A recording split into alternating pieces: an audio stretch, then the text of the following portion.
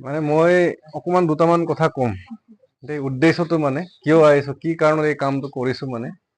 বাৰু যিয়ে নহওক, প্ৰথমতে সকলোকে নমস্কাৰ জনাইছো, আসসালামু আলাইকুম। মোৰ নাম পিংকু পেগু। আপোনালোক ইয়াততো পেগু মানুহ নাই এই চাইডত, মই মিচিং মানুহ। আপোনালোকে মিচিং মানুহ হয়তো ইয়াত নায়ে ক'বলৈ গ'লে।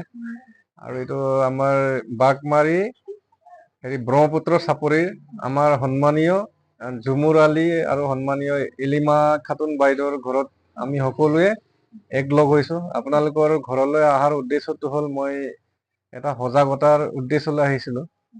বিনামূলীয়া শিক্ষাদান, ফ্ৰী টিউচন। এই ভাইটি চাৰিজনক মই ক্লাছ 9ত পঢ়িছে, তেওঁলোকৰ স্কুলত লগ পাইছিলো আৰু সেই মৰ্মে চাহ চিনাকি কৰি আজি আহিছো। দুটামান ক্লাছ কৰিছো মেথছৰ, ভাল লাগিল নহয়। প্ৰথমতে ইচ্ছা নাছিলে, কিন্তু পাছত তেওঁলোকে যেতিয়া ক্লাছ কৰিলে তেতিয়া ভাল লাগিছে। আকৌ আহিমগে, তেনেকে মাতি থাকিব। ডেট মিনছ কি, উদ্দেশ্যটো হ'ল গোটেই আমি শিক্ষাটো মানে আৰু উন্নত কৰিবৰ কাৰণে কাম কৰিছো। প্লাছ আজি আমি শিক্ষা, পৰিৱেশ, শান্তি, ঐক্য বুলি কয় মানে সকলোৰ একতাৰ কাৰণে, সকলোৰ শান্তিৰ কাৰণে, সকলো পৃথিৱী এটাই সকলোৱে মিলা প্ৰীতিৰ কাৰণে এই গছ পুলি ৰোৱা অভিযানটো কৰিছো মানে। ডেট মিনছ এই গছে কোনো জাতি, ধৰ্ম, বৰ্ণ এইটো নাচায়। এই গছে জাষ্ট আমাক জীয়াই থাকিবৰ কাৰণে মানুহক চাই, সি ধৰ্ম নাচায়। সেইকাৰণে আমি গছৰ দৰে থাকিব লাগিব। কিন্তু আজিৰ সমাজত দুৰ্ভাগ্য বিষয়, মানে আমাক সদায় ধৰ্মৰ লগত যুঁজাই দিয়ে, জাতিৰ লগত যুঁজাই দিয়ে। তেনেকে আমি নিৰ্দোষী মানুহক মানে এনে আমি মানে আজি ভুগিবলগীয়া হৈছে।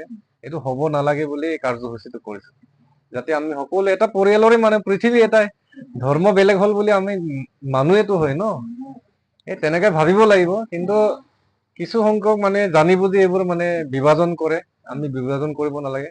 সেইকাৰণে তোমালোকে শিক্ষাটো লৈ লোৱা, ভৱিষ্যতে যায়ে মানে ৰাইজৰ আগত ওলাই মেলি দেখাব পাৰা যে যোনটো ভুল হৈ আছে এইটো শুধৰণি কৰিব লাগিব মানে বস্তুটো। এইটো দেখুওৱা মানুহটো লাগিব। এটা আকৌ দেখুৱাবৰ কাৰণে আমাৰ আকৌ শিক্ষাটো লাগিব, পঢ়িব লাগিব, অধ্যয়ন কৰিব লাগিব। সমাজটোত কি কি দুৰ্বল হৈ আছে, কি কি বেয়া গতিত গৈ আছে, এইকেইটা আমি কাৰেকশ্যন কৰিব লাগিব, শুধৰণি কৰিব লাগিব। নহলে কোনে কৰিব, আমি যদি নকৰো, হয় নে নহয়? নহলে দুষ্ট চক্ৰ মানুহে মানে সুবিধা লৈ থাকিব মানে। এইটো নহবৰ কাৰণে আমি গছৰ আদৰ্শ লৈ জীয়াই থাকিব লাগিব। যিহেতু গছ নহলে আমি কোনোৱে জীয়াই থাকিব নোৱাৰো। গছটোৱে আমি আল্লাহ বুলি ভাবিব লাগিব। গছ কাটিব নালাগে, গছক আমি ৰুবহে লাগিব। সকলোৰ বাৰ্থডেবোৰত এটলিষ্ট এজোপা দুজোপাকৈ ৰুৱক। পৃথিৱীটো এনেকেহে বাচিব। মানে এতিয়া ঘৰে ঘৰ, মানুহে মানুহ হৈ গৈছে, কিন্তু গছে গছ হোৱা নাই। এতিয়া আমাৰ দিনত আমি শগুন দেখিছো, হয় নে নহয় দাদা?